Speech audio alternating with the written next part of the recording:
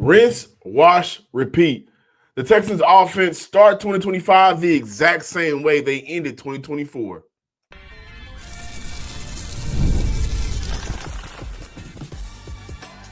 You are Locked On Texans, your daily podcast on the Houston Texans. Part of the Locked On Podcast Network, your team every day. Battle Red Nation, from H-Town to your town. Today's episode and every episode of the Locked On Texans podcast is for Texan fans all around. First-time listener, thank you for stopping by, checking out the Locked On Texans channel and podcast. For my everydayers, to my everydayers from the Himalayas, thank you for making Locked On Texans your first listen of the day. Thank you for listening to me, your Texans football credential media member, football analyst, as seen and heard on ESPN, also KHOU, John Hickman. Listen here, man, I'm going to dive right into it. Texans offense looked like PP because that was a piss-poor effort from the Texans offense where at times they looked extremely underwhelming and underprepared. So I'll end off today's show looking at positive takeaways. Of course, I always want to give what looked good, what he can build on. I'll also dive into the second segment, just DeMeco Ryans' defense and DeMeco Ryan and Matt Burke continuing to compromise the defense in plays and situations where it can make or break a game.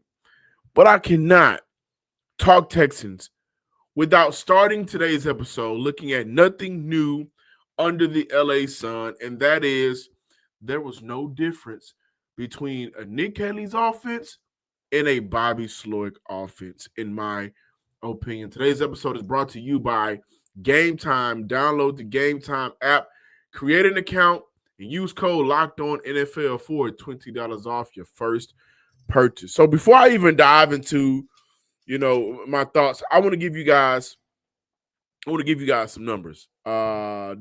Offensively, multiple times throughout the entire game where I'm looking at 2nd and 10, 2nd and 8, 2nd and 7, 2nd and 9.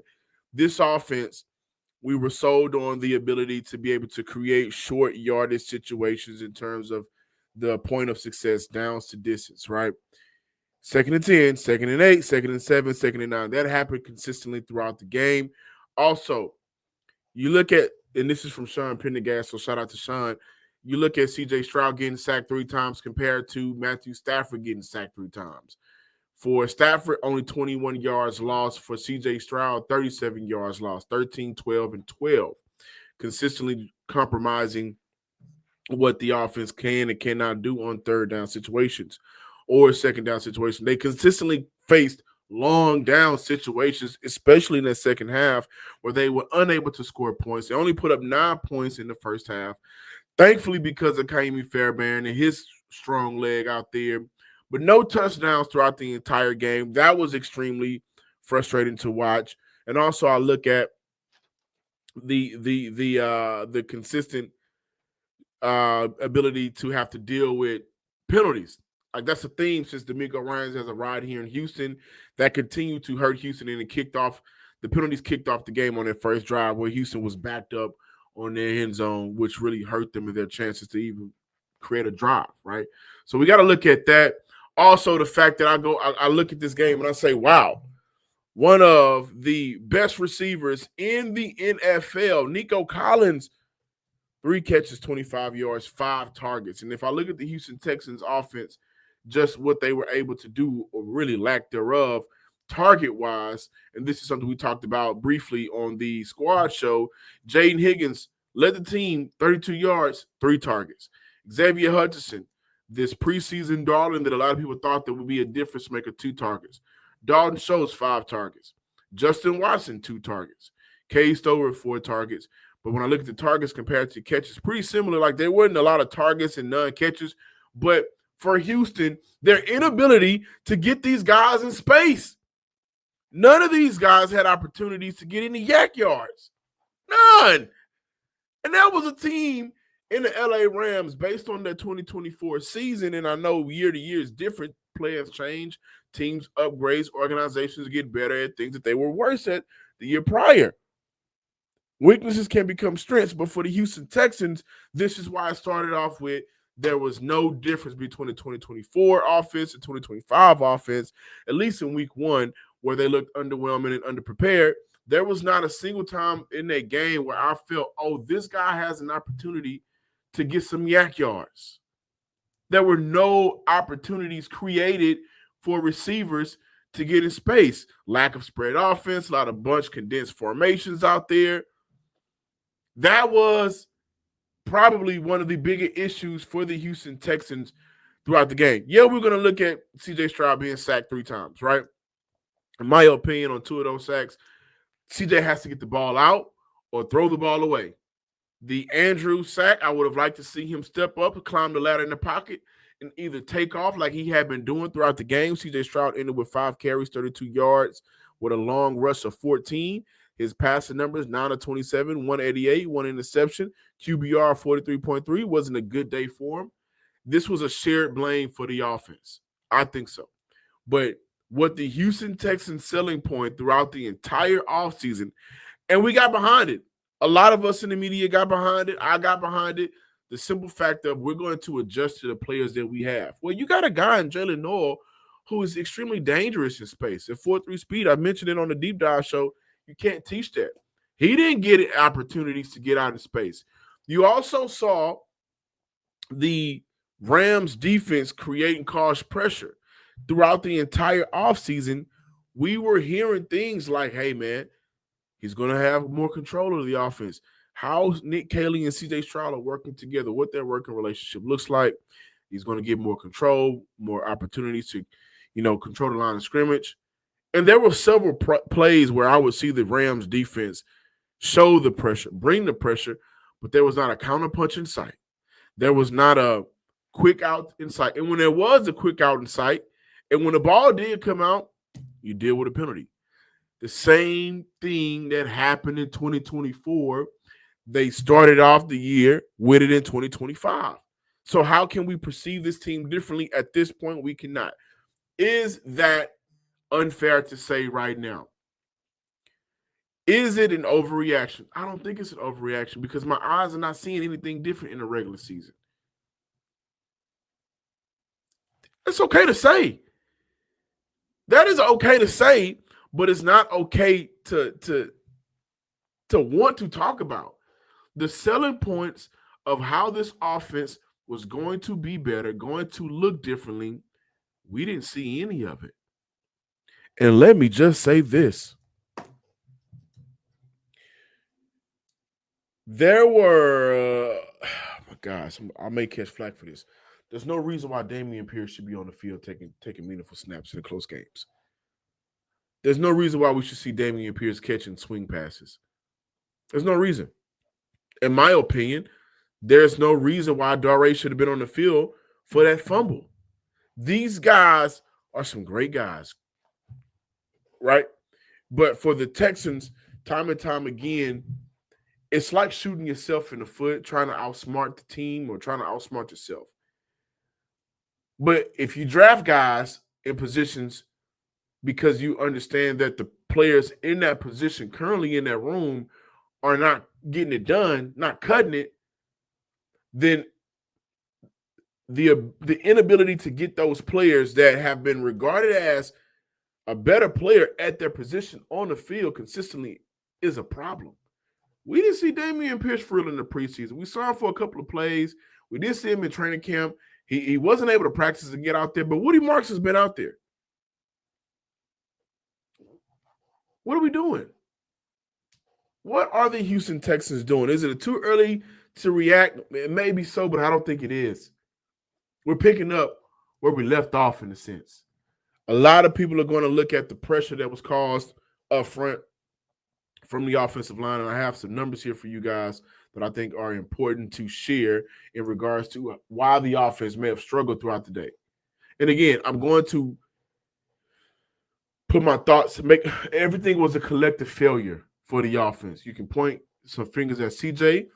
You also can point fingers at the coaching staff. Aireontae Ersery has been training, practicing, performing extremely well at left tackle for the past month and a half. And right before the game, the Houston Texans decide to move him back over to right. when you have a right tackle in Titus Howard who has looked good. Now, that may speak directly to the faith that they have or lack thereof in Juke Scruggs, but this cannot be a situation where these young men are compromised and jeopardized early in their career because you are okay with them being team players. Put guys where they're great at. And Ersery's shown to be good at right tackle early on in the offseason. He has. But goodness gracious, for the last month and a half, he's been a very good left tackle for you. And I think that hurts. CJ Stroud was faced 40% pressure rate or higher in 14 games since entering the NFL in 2023. That is the highest, tied for the most in the NFL during that time span. That's a problem. Also, Sunday, CJ Stroud was pressured on 41.2% of his dropbacks. Now, to CJ Stroud's credit, completed 9 of 10 passes for 102 yards when he was pressured. They got to find a way to get this man some help, or he will become David Carr. Now, on the flip side, defensively, they only hold the LA Rams to 14 points, but it was how the LA Rams got their 14 points that is a major issue for me, and how the defense completely disregarded what the LA Rams does well, and that's get the ball to their top playmakers aligned in the slot. More Locked On Texans on the way.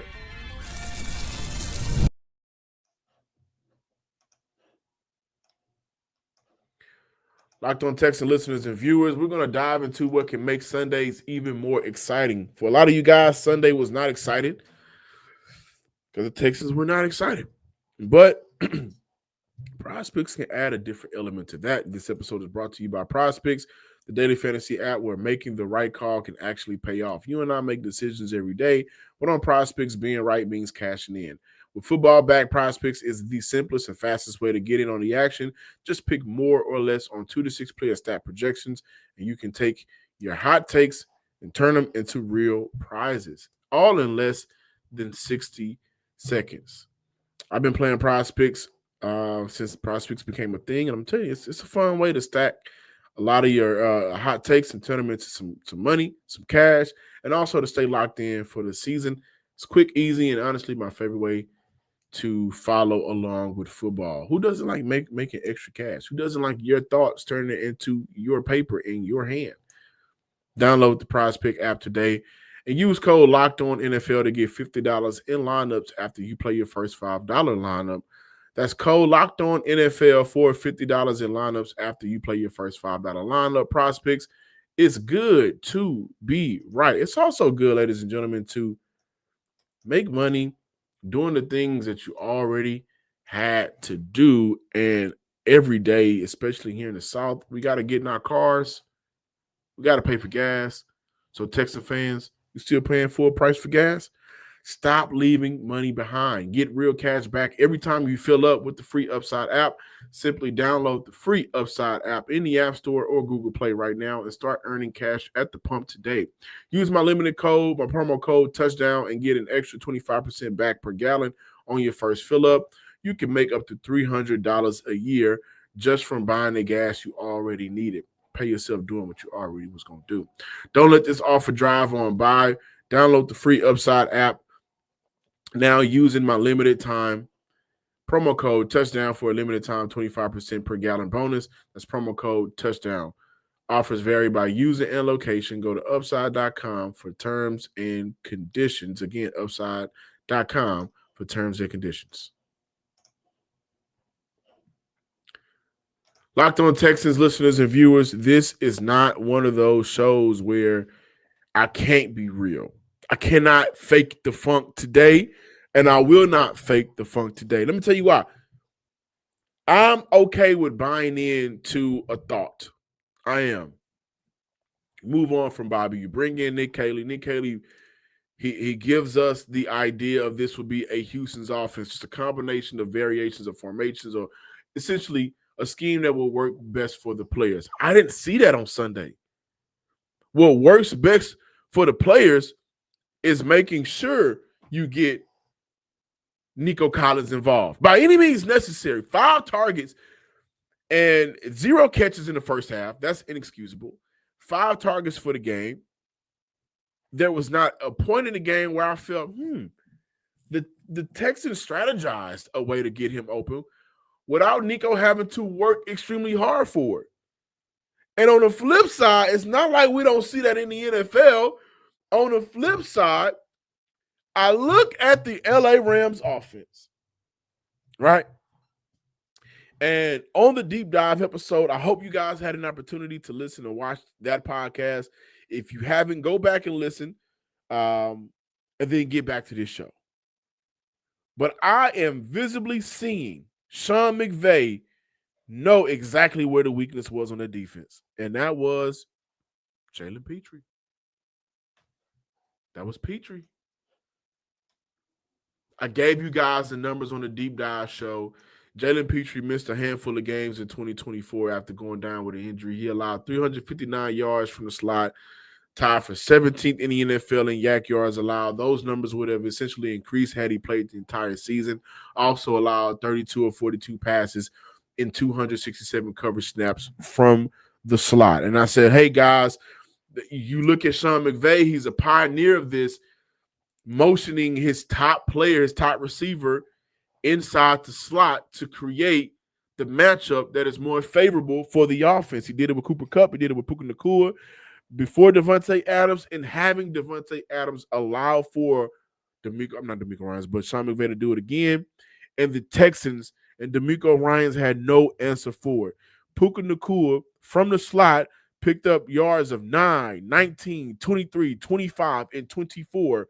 Also, the wide receiver with the last name of Smith, who plays for the LA Rams, had a big explosive play of 36. When you look at how the Houston Texans got after Matthew Stafford, again, 3 sacks, 21 yards in those sacks. Matthew Stafford, who is dealing with those back problems, not the most mobile quarterback in the world. You understand, I'm going to just fall down. I'm not going to make a bad situation worse.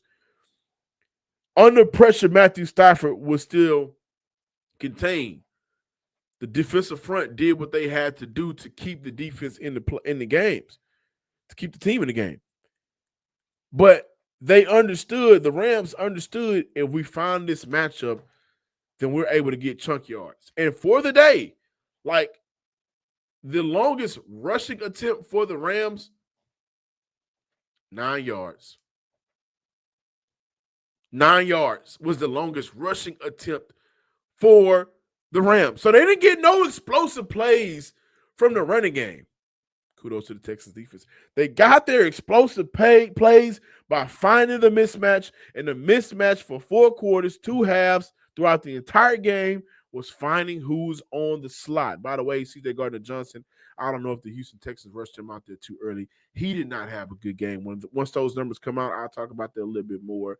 And maybe we need to see, once he gets healthy, how much it'll take to see Jalen Reed, the rookie out of Penn State, on the field, or maybe some more MJ Stewart matchups out there. But the explosive plays on the day was from the slot, and that hurt Houston, and that compromised their defense, and it compromised the team. There were too many moments in Sunday's afternoon matchup where I thought to myself, this isn't just the opposite team just being completely flat out better than Houston. No. This is 11 penalties.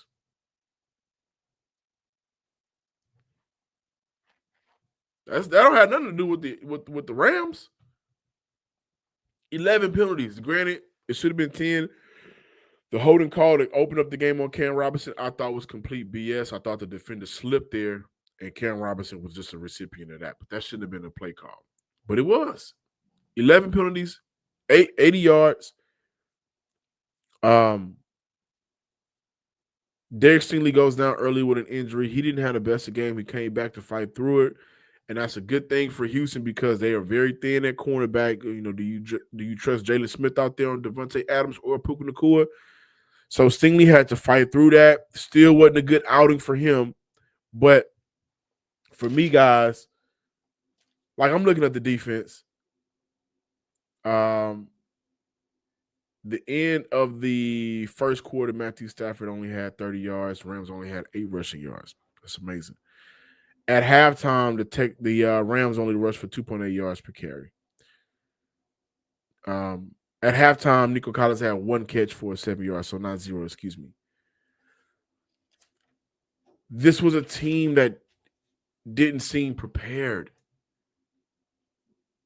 for a coach that is all about not only finding matchups, but creating favorable matchups for his team. I thought Chris Shula out chess matched Nick Caley and Sean McVay out chess matched DeMeco Ryans and Matt Burke. This was an opportunity for Houston to really come out and have that perception changed about themselves. And I thought they didn't do a good job of reestablishing their identity defensively or offensively. Because in 2024, as I mentioned, the slot issue, that hurt them in games. And not only did it hurt them in games, but it hurt them in critical moments of the game. This is third down here.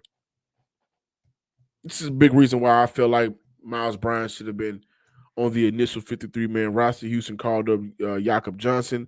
They elected not to call up Miles Bryant. I thought that was probably something that they should have done.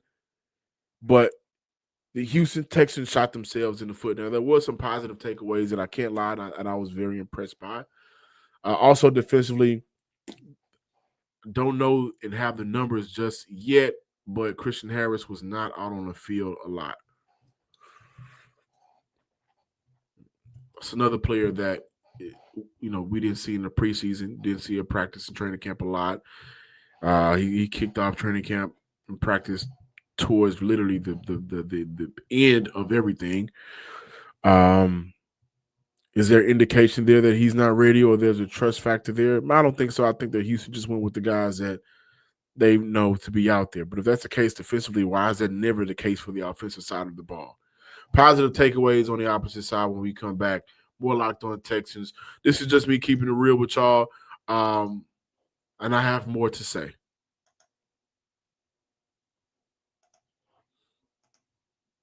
NFL season is back. And honestly, there's no better time. And there's nothing better than being in the stadium, surrounded by fans, cheering on your team. But let's be honest, getting tickets can be a hassle, annoying. Between queues, login screens, prices jumping at checkout, it becomes extremely frustrating. That's why I use Game Time, the app that gives the advantage back to the fans. Game Time is fast, easy, and backed by the Game Time guarantee. You'll always get 100% authentic tickets delivered on time at the best price, plus all fees are included, so the price you see is the price you pay. I love those zone deals.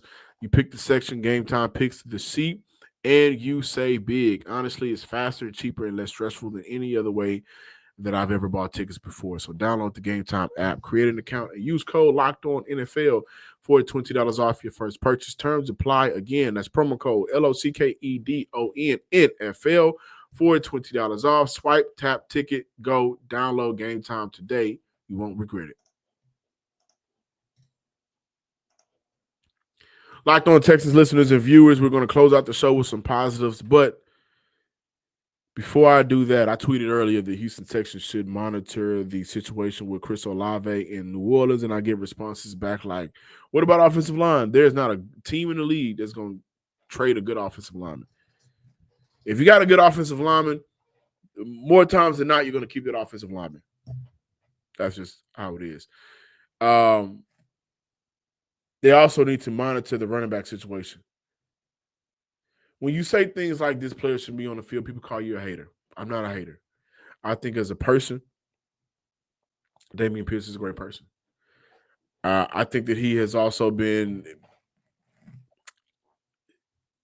maybe unfairly used. 2 seasons were kind of wasted for him. But for a team that is in a position where they're in now, leaning on guys that have not been successful in 3 seasons, Dameon Pierce's rookie year was pretty fun. It was successful. That isn't smart. Nick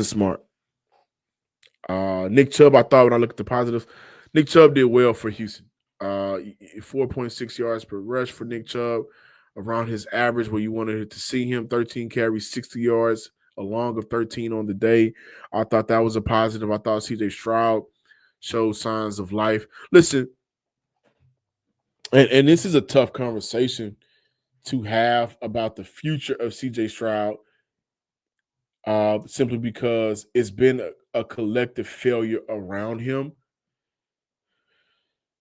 No Ed Ingram, and I think that really hurt Houston because they had their consistent, they had their cohesive lineup. So hopefully he's back for Houston against the Tampa Bay Buccaneers next week, Monday night. Hopefully you guys are in the stadium. I think it's a whiteout, so show up and show out for the Houston Texans. They will need you.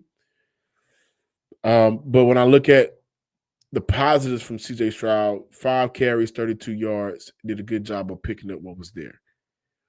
The pressure is going to be around that young man. And what I don't want him to get caught up into is, I'm going to beat you from the pocket. This ain't the situation where you just want to continue to see him try to beat teams from the pocket. So kudos to CJ Stroud there, and being better. Again, rushing defense, those guys did well. 2.9 yards per carry for the Houston Texans on the day is what they forced for the LA Rams.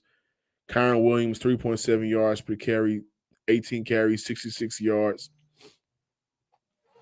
It wasn't just a crazy day for the LA Rams offense. I mean, I thought the Houston Texans defense, for the most part, did a good job of keeping things in front of them, getting after the quarterback, which is a point of emphasis going into this game, making Matthew Stafford's life a little bit harder than it needed to be. Everything that worked out well for Matthew Stafford was created from the sideline.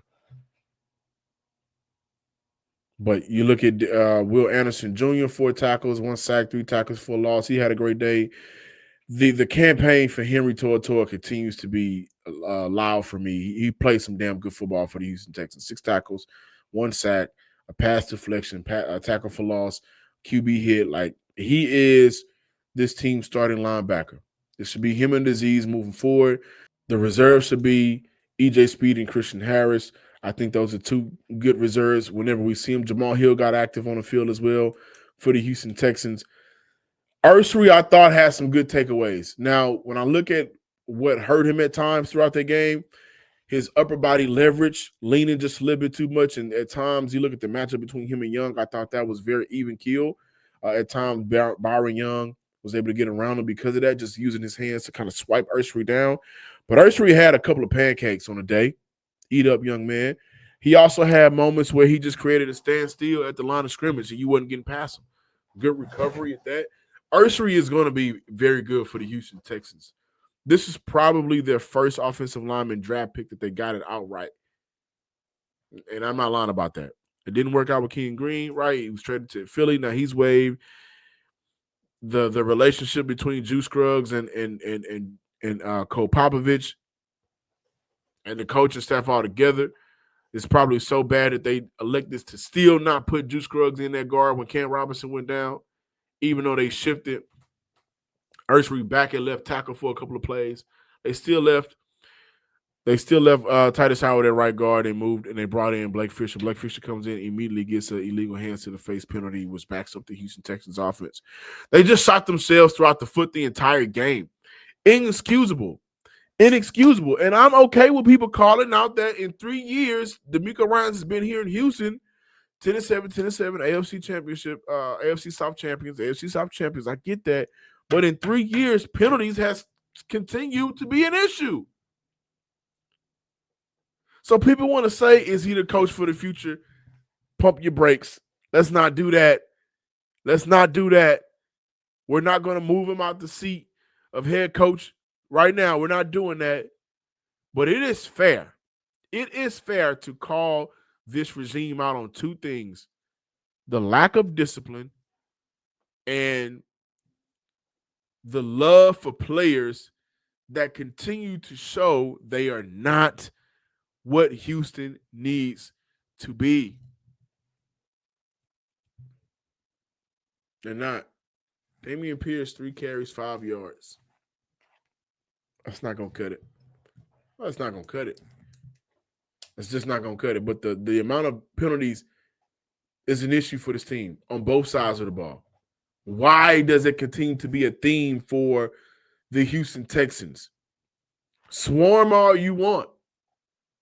And a couple of those penalties I think were questionable. One was on an illegal hit. I believe that was kind of questionable. Like, what do you want the defender to do in that situation when he's already going for the tackle and the offensive player just kind of, he's already where he's at. You still want your defense to play through the whistle. That's what you teach them from Little League and the Cam Robinson. But that's still 9 penalties. If I take away those 2 penalties, that's still 9 penalties. That's still too many penalties. Just outright, like, there was some positive takeaways. Again, Russian defense, Nick Chubb, Aireontae Ersery, Henry Tortora. But I cannot come on this show and say the amount of times I saw 2nd and long was very frustrating. And again, there was not a receiver on the field for Houston that got help from the sidelines. There was not a schematic win for Houston offensively. And when you look at when the Houston Texans defense did let them down, which was few and far between, it was schematically being beat by Sean McVay on explosive plays of 19, 23, 24, 25, and 36. Do. That's not going to cut it for Houston. Look at themselves in the mirror and figuring out what will work best for them moving forward, I think is very important for the Houston Texans. You got another tough challenge coming up. You got the Tampa Bay Buccaneers, who has DeMeco Ryans, who is also going to be a problem in the slot. Achilleo Weatherspoon lined up on Nico Collins for 51% of his routes, 2 targets, 1 catch, 4 yards. It was a tough day for Nico Collins. Also, when I look at the route tree for Nico Collins on Sunday was inexcusable. It was piss poor. CJ Stroud says we could have practiced better. It was a wake-up call. The Rams loss was a wake-up call. We could have practiced better. He also mentioned that it starts with his preparation and holding his teammates accountable. I'm going to dive more into that on the next podcast. I'm going to dive more into that. Please make sure that you come back for the next podcast. It's cool to say it now. We'll talk about that a little bit more. Thank y'all for watching and listening to today's episode of the Locked On Texans podcast.